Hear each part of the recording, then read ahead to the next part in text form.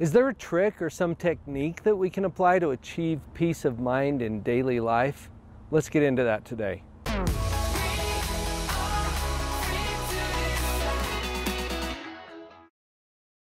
Peace of mind is something that we talk about a lot here at Live on Purpose Radio, and today's guest, Devan Bosch, a Live on Purpose certified coach, has some ideas about that. Devan, welcome. Thank you. It's great to be here. Devan, you've got a lot of reasons for knowing about peace, and there's not a lot of peace in the world. Would you agree? Absolutely. It's all around us, everywhere we go. On my way here this morning, I was struggling with it. Just thoughts about things that have happened over the last couple of days, people that have failed to show up in my life, different things like that. I'm just dealing with that. Like, what about that one guy that cut us off on the road, or that coworker, or that one family member? We're watching the news. There's all kinds of negative news out there. It just feels like the world is in turmoil. So we're addressing today this question of how to achieve peace, how to find that, or create it, as you and I talk about quite a bit, in our daily lives. Absolutely. My experience is that what will be, will be. We don't have control over what's beyond our sphere. Right. I have control right here. This is what I have control over. Not what's going on inside your sphere, what's inside my sphere, and right here. I get to control what's coming out, what's inside. So Devan, we're not ignoring the fact that there's difficult things going on out there in the world. In fact, it's an acknowledgement. It's our acceptance that yes, things are happening, they're outside of our control, and that sometimes can rob or steal our peace. But you've got some ideas or some techniques that you're here to share about maybe how to claim that or create it inside of our realm of influence or control. Absolutely. None of this is saying that we get to bury our heads in the sand or pretend that everything's pretty and pink. We are inviting you to create the peace. Create it by identifying what it is that's causing the problems. If you're watching the news every day and you're feeling this stuff going on inside, let that go. Don't watch the news anymore. Wait, hold on. So you can change the channel? Right. Change the channel. That seems so obvious, but we don't always connect with the fact that it's hurting us, or it's potentially hurting us. So you're saying identify the triggers, get clear about whether you want this in your life or not, because you can actually change the channel or just stop watching some of that stuff. Yeah, absolutely. So identify the problem, then change it. Choose peace. You can choose it. Absolutely choose it. It's up to you. There are so many awesome techniques that you can do to create this peace in your life. Breathing technique. Oh yes. This is something that I teach all the time related to anxiety or stress. Your breathing is actually controlled by a part of your brain that is also in charge of your reactions to different things that are happening. So taking a conscious level of control over that. And Devan, you're talking about an intentional practice of breathing. Hopefully you're breathing on a regular basis, okay, in and out all day long. But what we're talking about is slowing it down, being very conscious and intentional about it. Okay, so here's a quick tip on how to manage the breathing. Just pause. Get yourself in a comfortable position. I recommend that you don't cross your legs or your arms or your eyes. Don't cross anything, okay? And then just calmly take a nice deep breath in through the nose. And overinflate those lungs, stretch it a little bit and feel the stretch. And just hold that for maybe 10 seconds or so. And then nice and slow out through the mouth. And you restrict the flow here, kind of like you're blowing out birthday candles. Push it out at the end of that. Exhale. You want to take about twice as long to exhale as you did to inhale. That's a pretty good rule of thumb.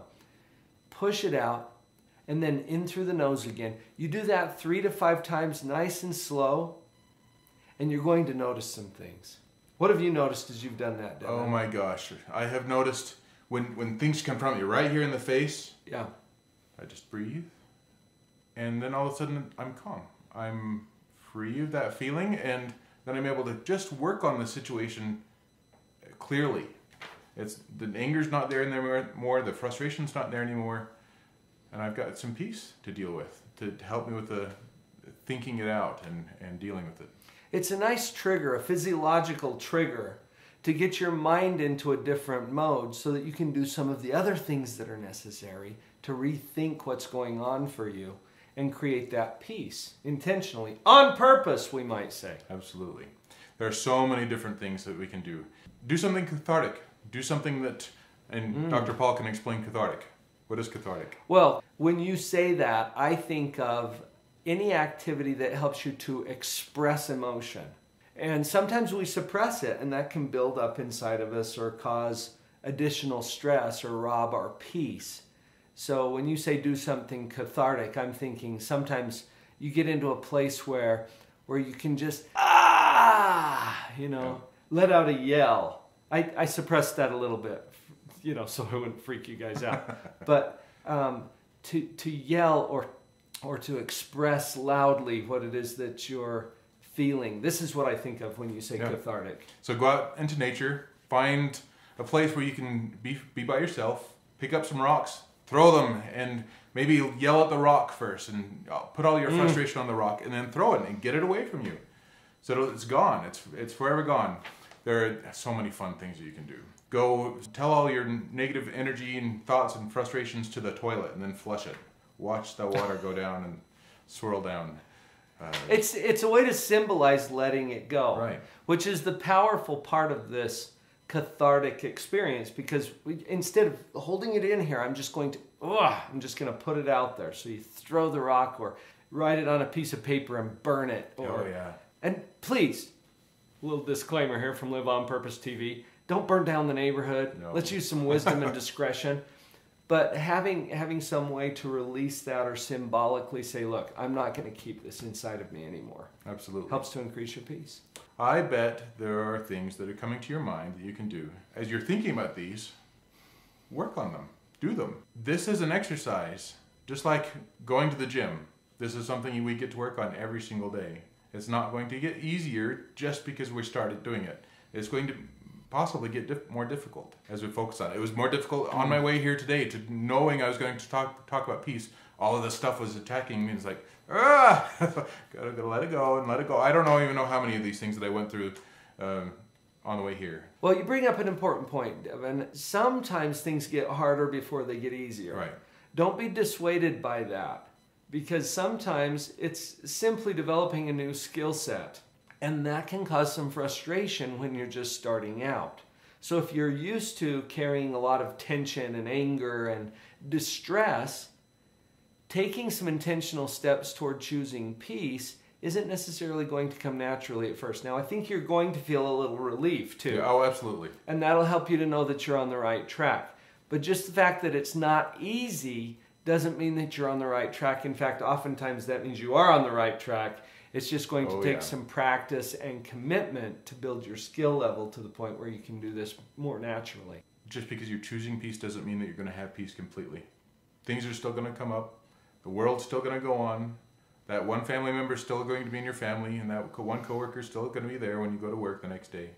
So it's something we get to choose every single day. That's what the whole purpose of this is. Choose something that works for you and continue to do it.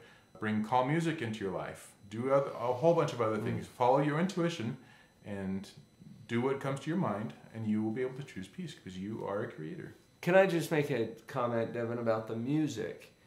What I have found in my experience is that we often try to match our music to our mood.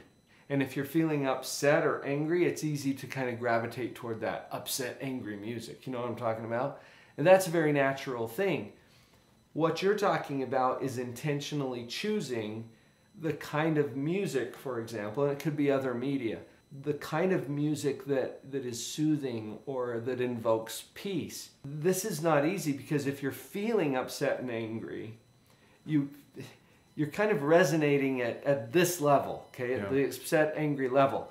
If we go to a higher energy of peace and love and joy, that's not the same frequency as what you've been on. And so there's some dissonance there. When you raise that level up and match it to a higher level, you can actually bring your mood along to match the music.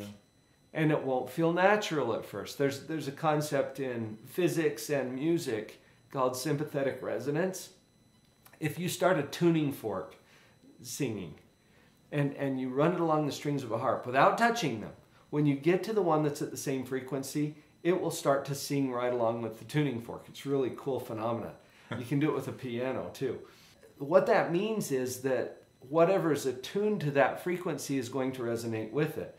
So we're talking in very simplistic terms here, but we're talking about picking a frequency. And so you're suggesting, Devan, the frequency of peace and joy and love and all that awesome stuff, which is up here at this level. Well, if you're down here at this level, it's not going to resonate at first, but what we're going to do is tune ourselves up to meet that higher frequency. And so be cautious and intentional as you choose your music, for example, or anything else in your life that has a particular energy to it. Absolutely, absolutely. I see that in my own life. What I play in my car is mostly calm, sweet, just peaceful music, and I recognize that it helps as I'm driving down the freeway, and people cut me off and just like, do whatever, and just let it go and just resonate with that music. So it makes a difference, absolutely. I hope you're finding some value from these videos. Thank you for being here. Would you please share this with someone today?